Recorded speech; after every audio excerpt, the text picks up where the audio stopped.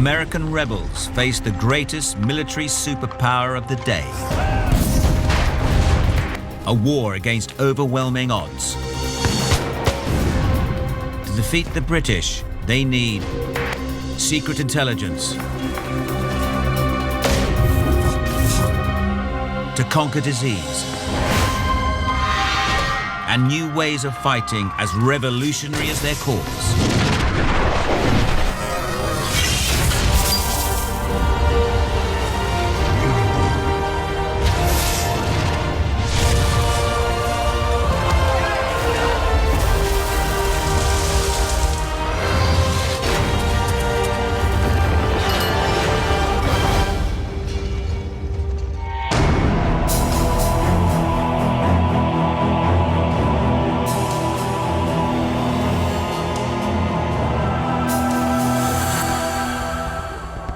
New York City, gateway to North America. Today, it's the financial capital of the world. Population 8 million people.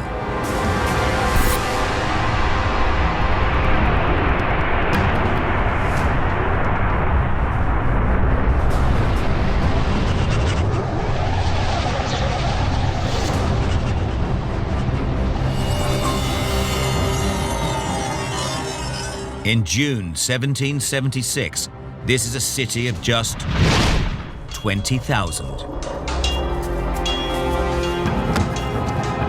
And it's preparing to defend against the largest land invasion in American history.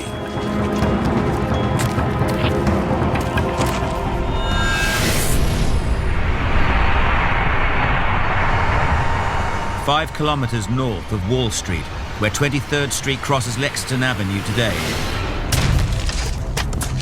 The rebels dig in to defend New York at Kips Bay. Commander-in-Chief of the rebel army is General George Washington. He has already driven the British out of Boston. A surprise victory against superior forces. But no one doubts the British will be back.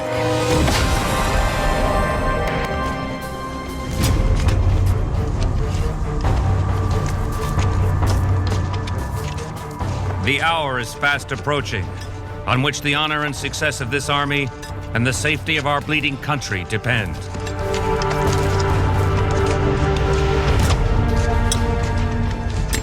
Joseph Plum Martin was inspired to fight under Washington's command. He enlisted at just 15. A farm boy, he's joined thousands of untrained volunteers. Our Revolutionary Army was quite something. It was in a nation that wasn't really a nation yet, just starting out. And we took on the greatest superpower of the time. Washington's inexperienced recruits are about to face the best equipped and most powerful fighting force in the world.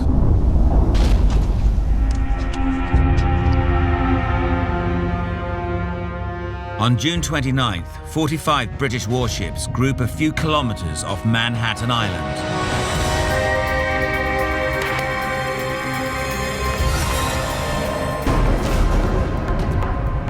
These ships are the greatest war machines of their day.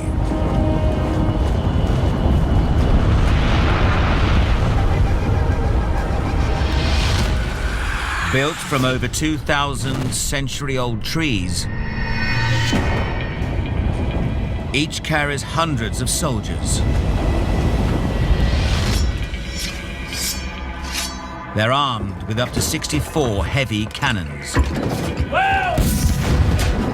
Capable of hurling a cannonball to a target nearly 2 kilometers away.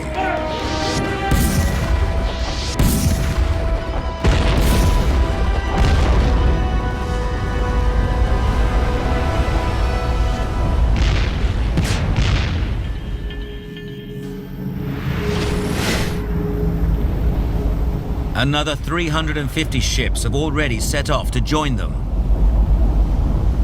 The British plan is to terrify the rebels into submission. Instead, it inspires them to resist. On July 2nd, they call a crisis meeting in Philadelphia. 50 delegates from the 13 colonies hold an emergency session of their newly formed assembly, the Continental Congress.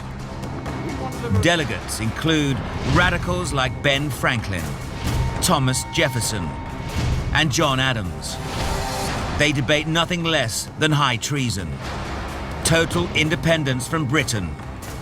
The penalty is death. We're in the midst of a revolution, the most complete in the history of the world. It's the birth of American democracy. We have to expect a great expanse of blood to obtain it. Some delegates don't believe the rebels stand a chance. We are about to brave the storm in a skiff made of paper.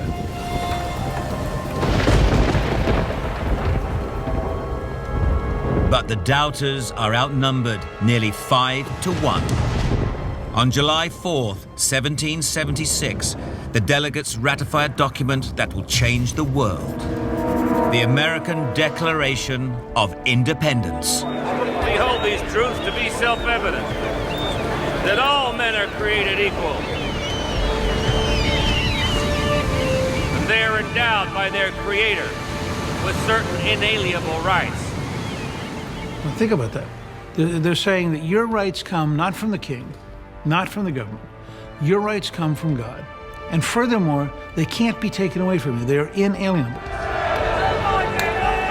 Every group, blacks, women, gays, everybody looks to the Declaration as a way of saying, we are Americans too.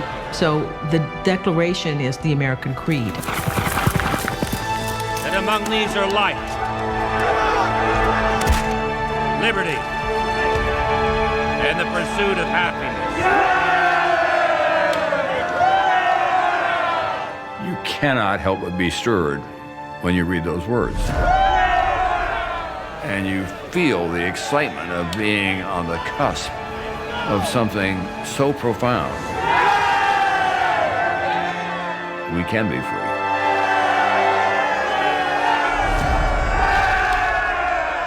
Now soldiers like Plum Martin are fighting for independence. On July 12th, 2 British warships opened fire on New York City.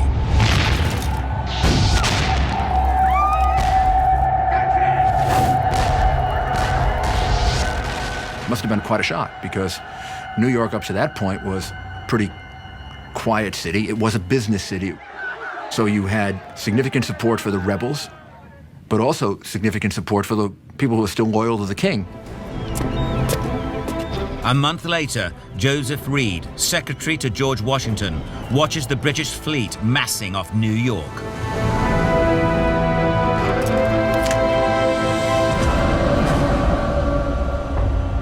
Over 400 ships, the largest British naval task force until D-Day. 32,000 British troops prepare to storm Manhattan Island. They outnumber the rebels 2-1.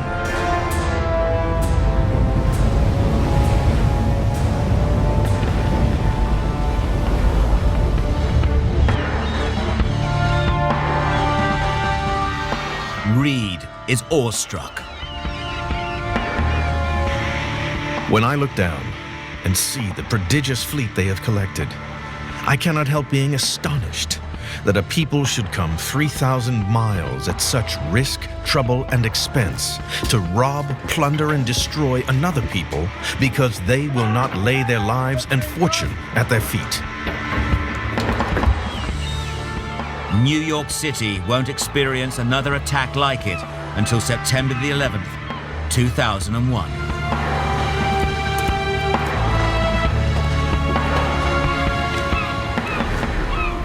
But the rebels believe they have right on their side. The difference for me was that the British Army was fighting for a king. The Americans were fighting for their lives. Plum Martin is one of 500 men standing guard at Kips Bay. Have a look.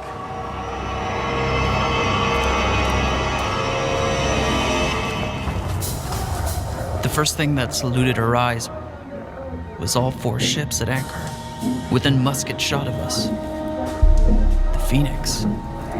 I could read her name as distinctly as though I was directly underneath her stern.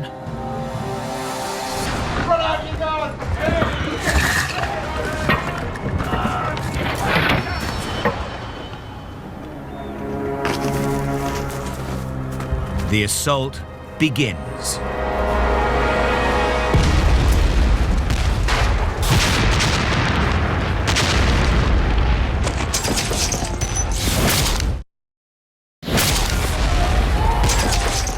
September 1776.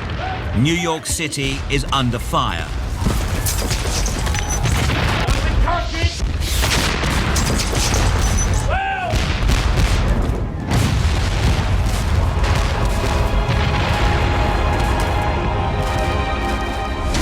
In 1 hour, 2,500 British cannonballs smashed the rebel defenses.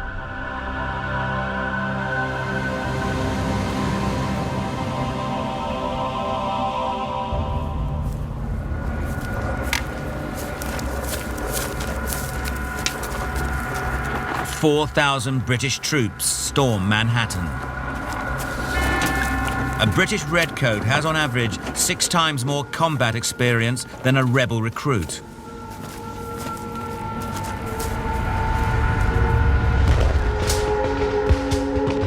Get back in your lines! Washington's army collapses. Hold the line, men! They retreat along an ancient Native American path that will become Broadway. On September 20th, British-occupied New York burns.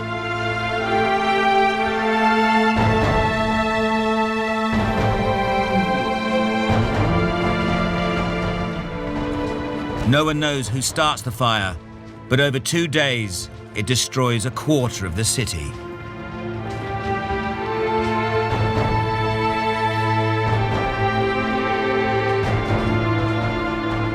It gives you a sense of the people who wanted to be free, how much they were willing to endure.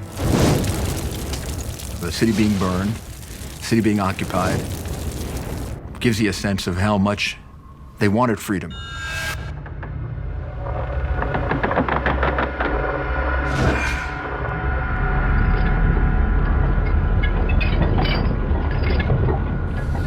Thousands of rebel prisoners of war are thrown into prison ships in New York Harbor.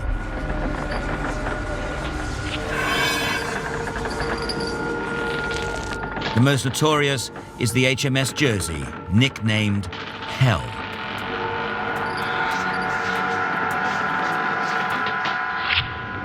One escaped prisoner, Robert Sheffield, recorded his ordeal. The air was so foul that at times a lamp could not be kept burning, by reason of which the bodies were not missed until they had been dead 10 days. 9 in 10 prisoners die. There is a memorial over in Brooklyn to those that died on British prison ships in New York Harbor. Thousands of Americans. 12,000 prisoners will die in these ships, 3 times more than are killed in battle.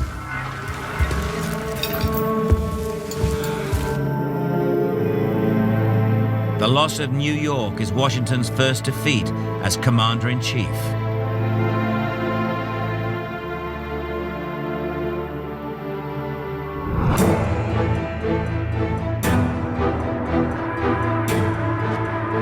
Facing overwhelming odds, he takes the battle far inland.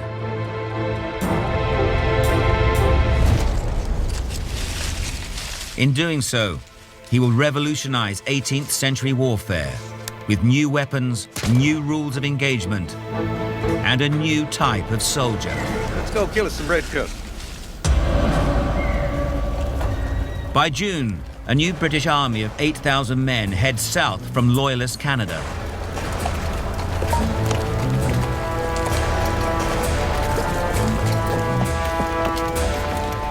They're led by General John Burgoyne, one of the best cavalry officers in the British military.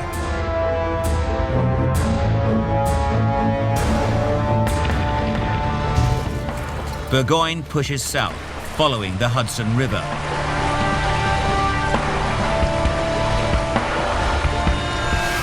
His army is like a mobile city.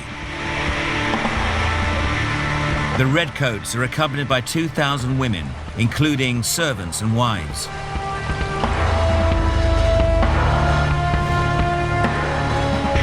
"200 supply wagons carry 84 tons of powder and shot, as well as silver and porcelain tableware for the officers' meals.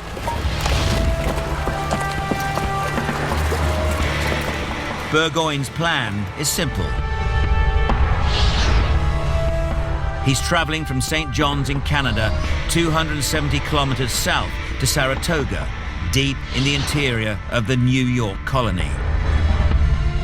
From here, he'll link up with the victorious British Army in New York City, cutting the colonies into two. But from the outset, Burgoyne's advance is fraught with difficulties. The problem is they're in what we might call a counterinsurgency kind of campaign, where their passage through the land and the offense that they give to farmers creates enemies wherever they go. Washington now turns to tactics almost unheard of in Europe: guerrilla warfare.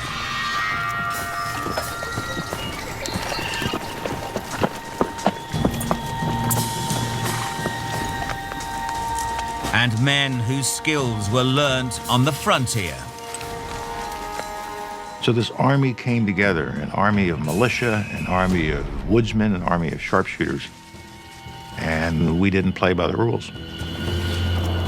British redcoats are trained for open battlefields. Now they face rebel sharpshooters hidden in dense cover. Leading them is Daniel Morgan.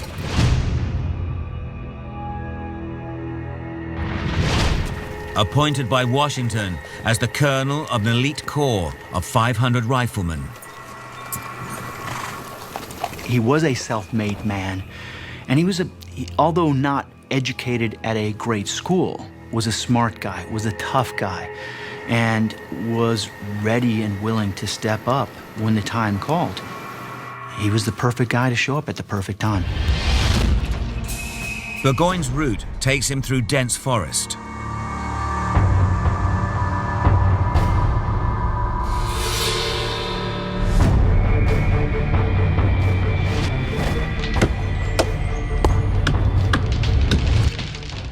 Trees, once intended to build British ships, now become rebel roadblocks.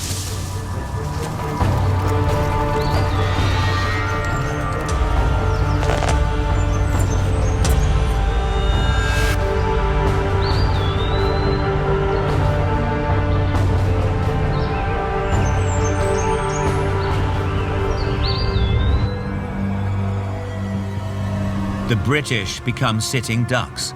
Their advance slows to just over 1.5 kilometers a day. The march south is a 6-week ordeal. But the sharpshooters have more than the terrain on their side. Morgan's men are armed with long rifles. Lightweight, with a slender barrel at least 40 inches long, they fire a .50 caliber shot a ½ inch wide. Based on a German hunting weapon, the guns have a unique innovation. Grooves inside the barrel that spin the shot, stabilizing it, giving it deadly accuracy. Armed with this rifle, a Patriot marksman can hit a target 250 yards away, twice the range of the British muskets.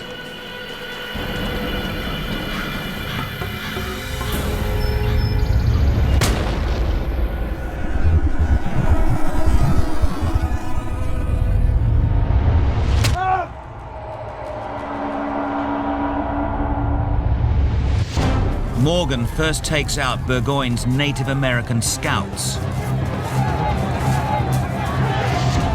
400 have allied themselves with the British to preserve their ancestral lands.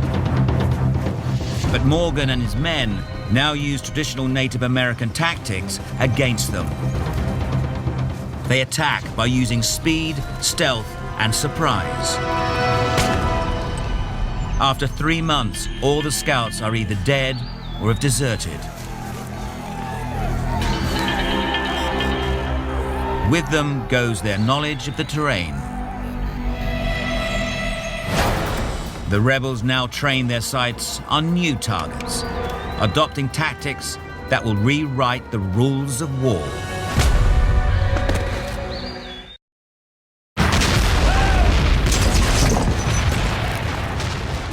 (1777). As the American War of Independence enters its second year, New York and many parts of the 13 colonies are in British hands. Driven into the wilderness, the rebels now target General John Burgoyne's army.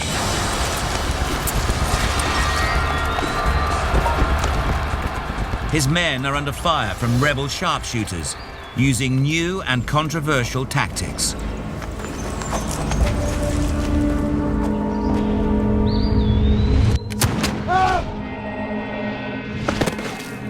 The two armies meet near Saratoga. Here, the rebels break the rules of 18th century warfare and start targeting British officers. The plan: leave the foot soldiers leaderless. Your officers tended to be your most educated guy. They understood the communication line. They understood exactly what the orders were. They were the source of trying to get something done on a battle space. In Britain's 53rd Regiment, all but one of its 11 officers are killed or wounded.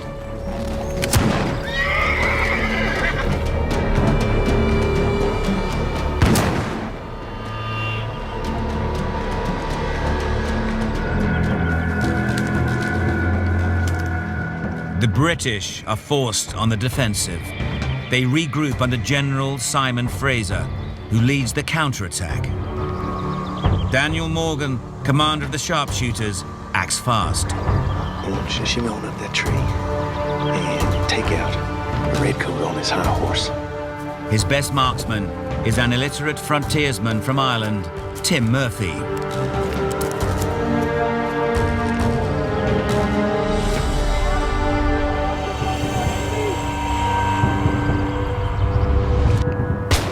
His first shot misses. This left. The second skims Fraser's horse. Too high. Reload. Come on. Take him out.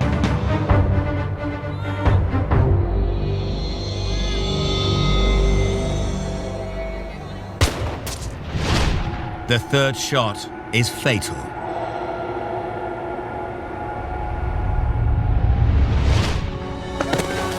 You could argue that whoever fired the bullet that took out Simon Fraser did as much as any founding father to establish American independence. Without leadership, the British lose 1,000 men. Twice as many as the rebels.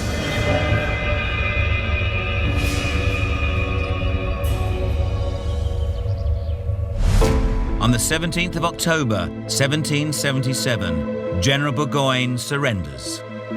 It's a turning point.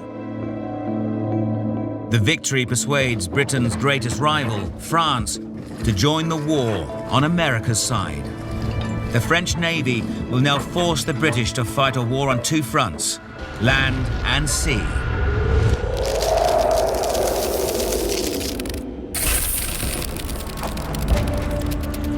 But as winter closes in, Washington's army must face its greatest challenge at a place called Valley Forge in Pennsylvania.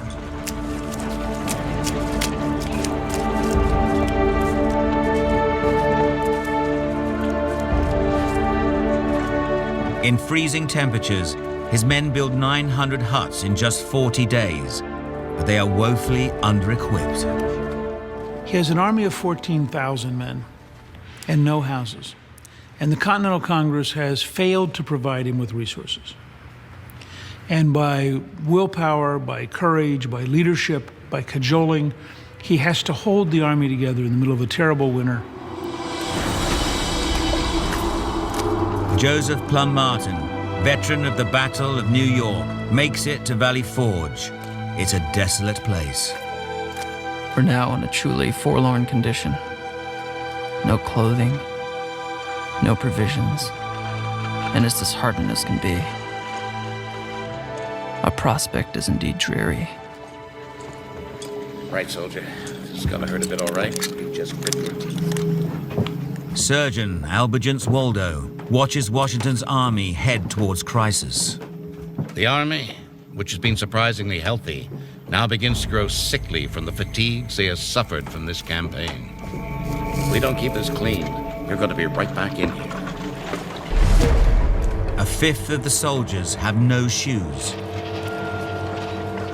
With little clean water, dysentery spreads through the camp. Within weeks, 2,000 men are sick and they've run out of meat. Down to their last 25 barrels of flour, the men survive on fire cake, a mixture of flour and water.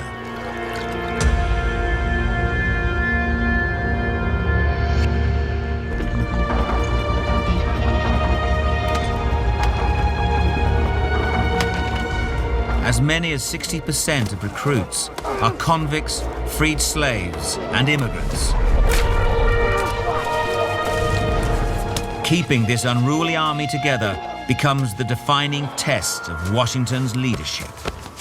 What he had was a confidence that if you want freedom, this is what it's going to take. It's going to take sacrifice. It's going to take blood. It's going to take cold winters at Valley Forge. It's going to take losses.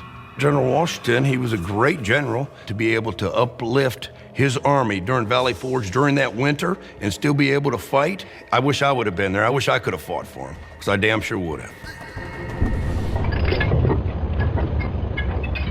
But Washington's army faces an enemy more lethal than the freezing cold or the British. Smallpox. The American Revolution coincides with the worst smallpox epidemic in US history. The deadly airborne virus spreads through the British prison ships. Isolated from the disease for generations, the American colonists have little resistance to it, and there's no cure. Victims break out in blisters and sores. The virus spreads through the blood, invading healthy cells which it kills, producing more of the virus in the process. 4 in 10 victims die.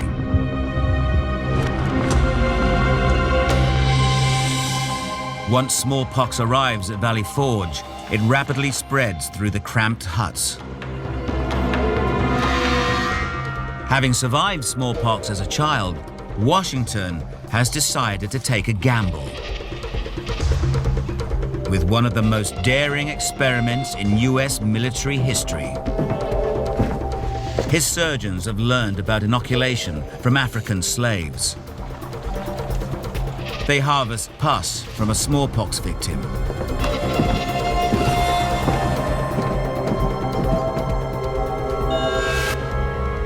And smear the live virus into cuts on the skin of a healthy patient. The inoculation spreads the infection, but at a slower rate. A week after exposure, the victim's white blood cells create antibodies. These attack and kill the virus before the disease can spread. But it's a dangerous race against time. To survive, the patient's immune system must work faster than the virus or it will run out of control. 1 in 50 of those inoculated will die.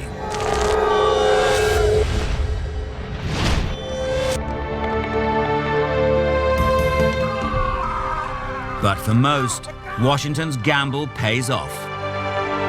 New cases of smallpox fall from several thousand to just a few dozen. But to win the war against the British, Washington's inexperienced troops must be transformed into a genuine fighting machine.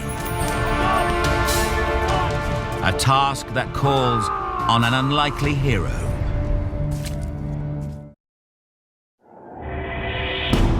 1778. After surviving an outbreak of smallpox at Valley Forge, the American rebel army welcomes a new recruit. Washington hopes he will change the course of the war. Baron von Steuben is an ex-Prussian army officer, an elite soldier whose career is said to have been ruined by his homosexuality.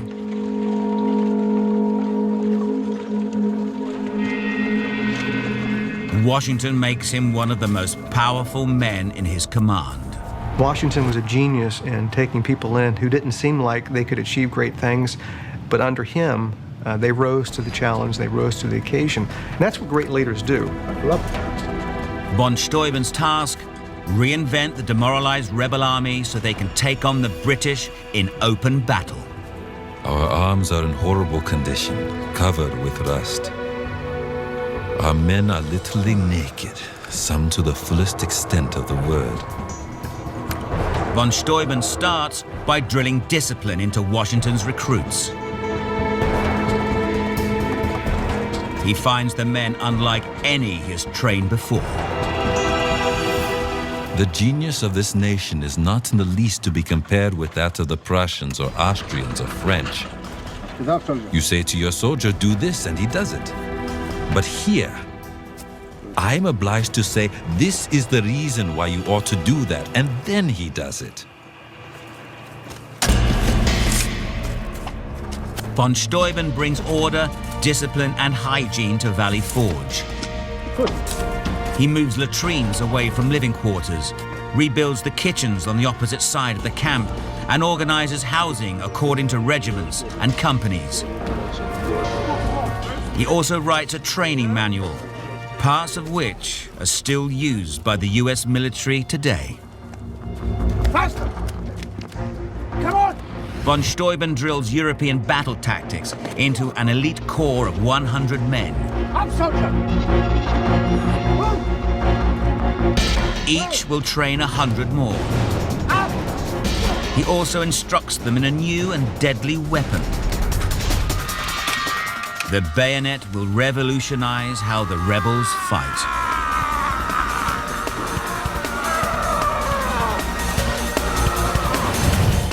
Simply adding a dagger to a rifle makes close hand-to-hand combat possible without reloading. But perhaps most important of all, von Steuben inspires the rebels with a new spirit. You know, we can talk about weapons and how certain weapons change the face of warfare, which is absolutely true. But the greatest weapon that you could ever have is right up here. Men like Plum Martin will lead Valley Forge highly skilled killers. While they retrain, another secret war has been raging in British-occupied New York. Here, a network of spies has been busy passing information to the rebels. Their leader is George Washington himself. A man who's come down to us in history as someone who is incapable of telling a lie succeeds as a commander in no small measure because of his capacity for deception. A British general will later claim that Washington did not outfight his enemies, but outspy them. This secret war comes to a head when the rebels' French allies sail toward disaster. In New York, an estimated 20% of the population is still loyal to the British. The price of goods are up 800%. One young woman in 5 is a prostitute. To the British, New York merchant Robert Townsend is a loyalist. A member of the Loyalist militia, he writes for the Loyalist press. But to Washington's spy network, his code name is Culper Jr.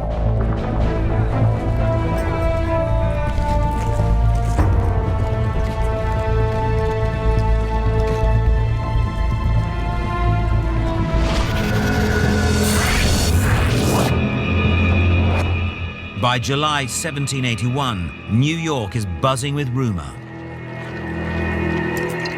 A French fleet has been sighted off Rhode Island. News leaks out that the British plan to send warships from New York for a surprise attack.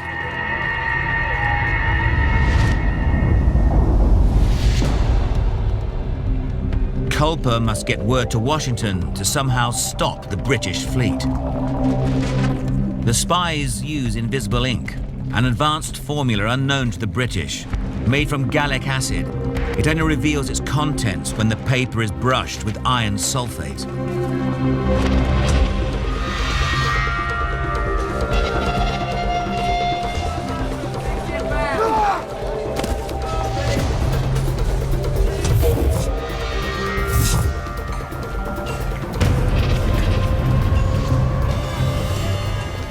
The next link in the chain is Austin Rowe, a tavern owner from Long Island.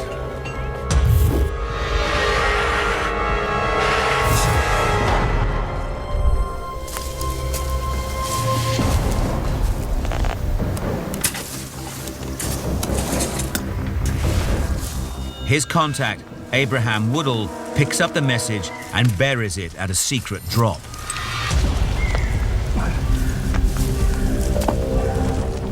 Another agent, Anne Smith Strong, then uses her laundry as a secret code. It signals to a sailor who picks up the message and takes it to Washington.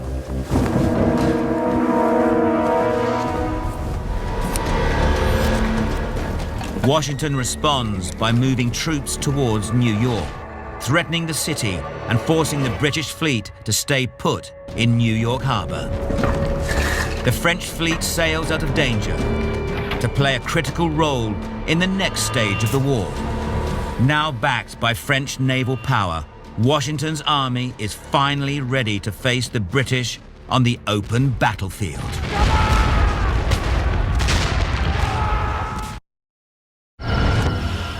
October 1781. 6 years into a war the British thought would last 6 months. The American Revolution comes to a head at Yorktown, Virginia.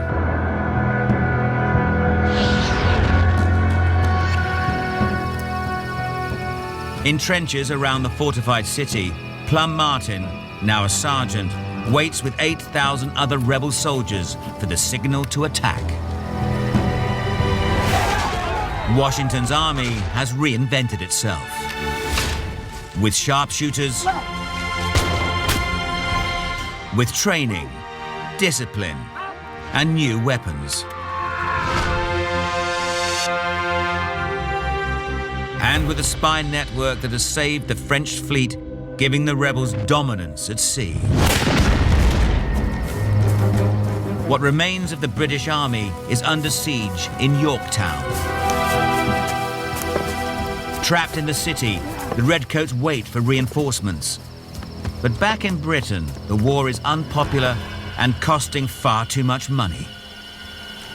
This is a case of hanging on in the face of the British actions long enough to where the British literally would grow weary of this and realize that it was endless. This is Washington's chance to end the war with one decisive blow. He committed to this idea of being able to stand on your own. See, America is a dream, and the only way to go get that dream is to show up and bring your very best to that moment and not stop until you bring that dream into existence. Plum Martin is to be one of the first over the top. Godspeed.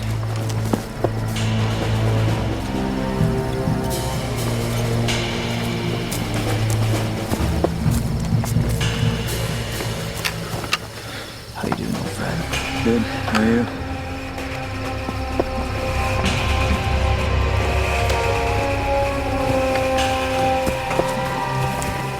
Gotta check it out.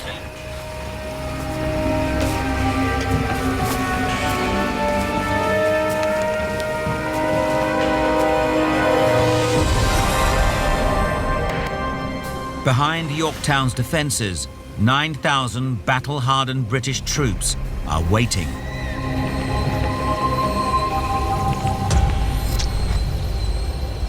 They're protected by a series of outlying cannon forts called redoubts. By October 14th, just 2 remain. If they're captured and their guns turned on Yorktown, the British will be forced to surrender. Listen, look up there. It's time.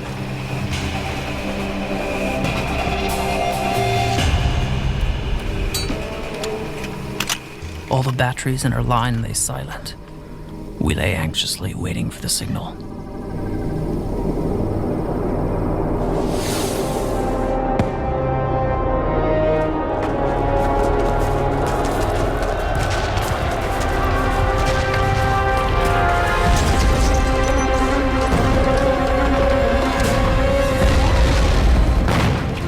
The rebels race 100 yards to the British lines under fire and a hail of hand grenades.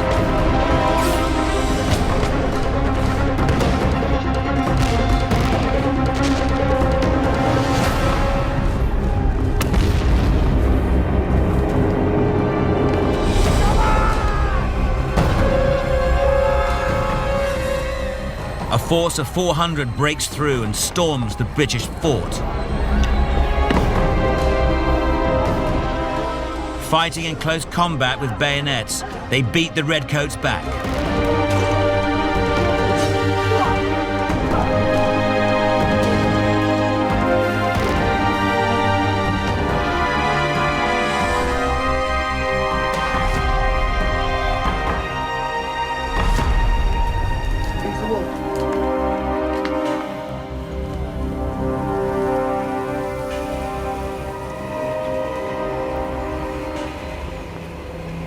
Immediately after the fighting had ceased, I went out to see what had become of my wounded friend.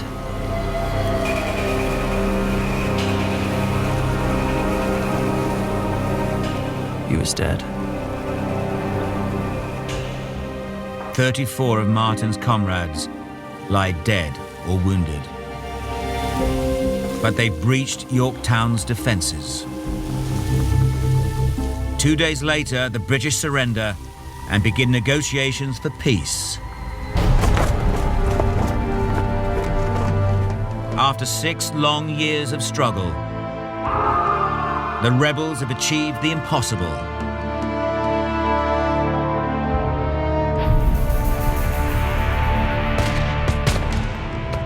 The United States is the only country to win independence from the British in war. On April 30th, 1789, Washington is inaugurated first President of the United States of America under the new Constitution. But liberty comes at a price. Over 25,000 men have lost their lives in the battle for independence. But a new nation is born.